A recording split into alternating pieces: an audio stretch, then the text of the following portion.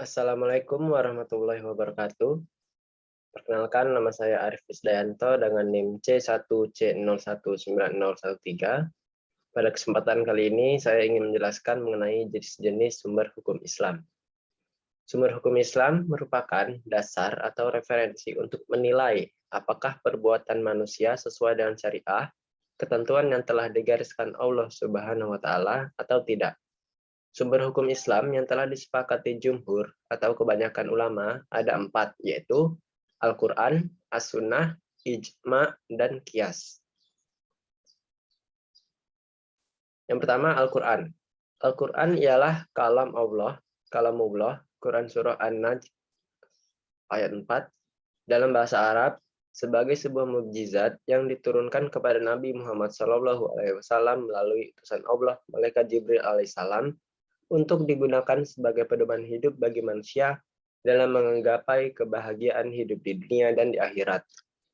Kalam adalah sarana atau wasilah untuk menerangkan sesuatu berupa ilmu pengetahuan, nasihat, atau berbagai kehendak, lalu memberitahukan perkara itu kepada orang lain. Mukjizat Al-Quran. Yang pertama, ada keindahan seni bahasa Al-Quran atau disebut balagah. Yang kedua, kebenaran pemberitaan Al-Quran tentang keadaan yang terjadi pada abad-abad yang silam. Yang ketiga, pemberitaan Al-Quran tentang hal-hal yang akan terjadi pada masa datang juga merupakan kebenaran yang tidak terbantahkan.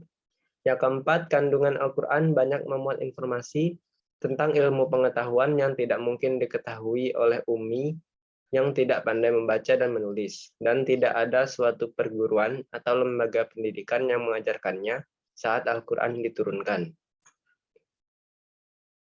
Selanjutnya, Al-Quran sebagai sumber hukum. Al-Quran dijadikan sebagai sumber hukum yang utama, karena Al-Quran berasal dari Allah Subhanahu wa Ta'ala yang Maha mengetahui apa yang terbaik bagi manusia dalam menata kehidupannya, sehingga selamat di dunia dan di akhirat.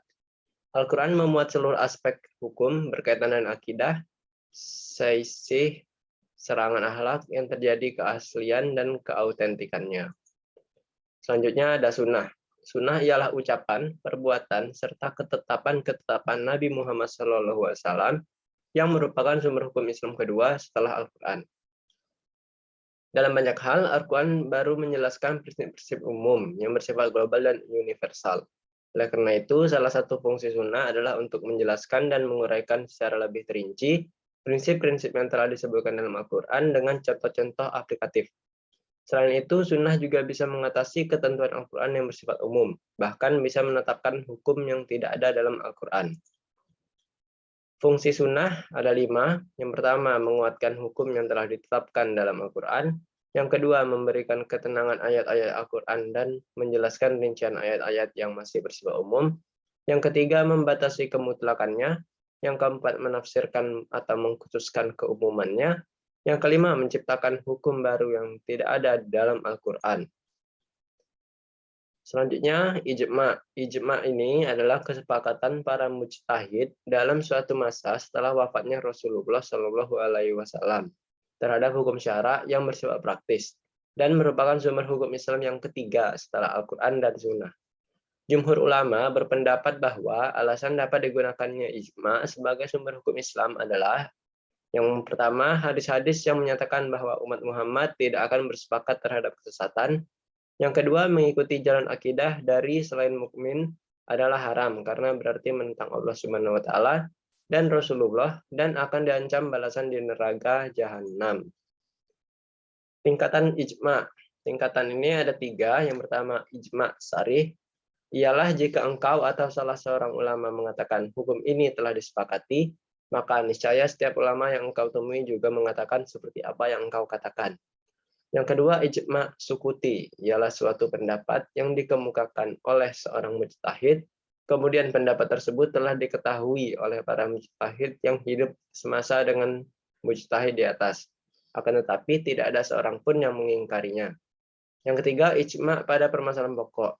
Jika para ahli fikih yang hidup dalam satu masa berbeda dalam berbagai pendapat, akan tetapi bersepakat dalam hukum yang pokok, maka seseorang tidak perlu memperdebatkan pendapat-pendapat yang berbeda tersebut. Selanjutnya ada terjadinya ijma. Faktor-faktor yang harus terpenuhi sehingga ijma dapat dijadikan sebagai dasar hukum adalah sebagai berikut. Ada 4. Yang pertama, pada masa terjadinya peristiwa itu harus ada beberapa orang mujtahid. Yang kedua, kesepakatan itu haruslah kesepakatan yang bulat. Yang ketiga, seluruh mujtahid menyetujui hukum syara yang telah mereka putuskan itu dengan tidak memandang negara, kebangsaan, dan golongan mereka. Yang keempat, kesepakatan itu diterapkan secara tegas terhadap peristiwa tersebut, baik lewat perkataan maupun perbuatan. Lalu yang terakhir ada kias. Kias menurut bahasa adalah pengukuran sesuatu dengan yang lainnya atau penyamaan sesuatu dengan sejenisnya.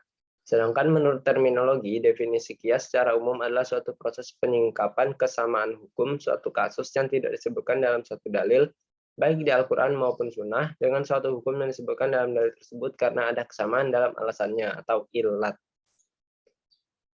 Sekian dari penjelasan saya. Kurang dan salahnya saya mohon maaf. Saya akhiri. Wassalamualaikum warahmatullahi wabarakatuh.